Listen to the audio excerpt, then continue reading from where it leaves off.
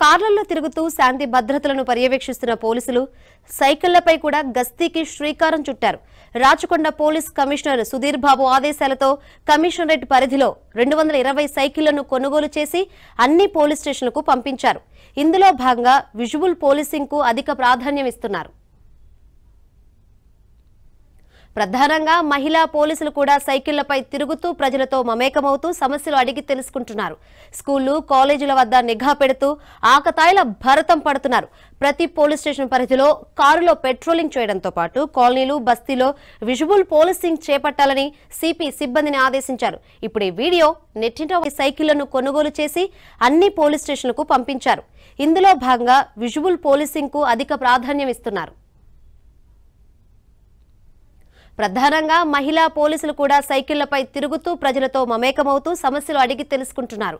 స్కూళ్లు, కాలేజీల వద్ద నిఘా పెడుతూ ఆకతాయిల భరతం పడుతున్నారు.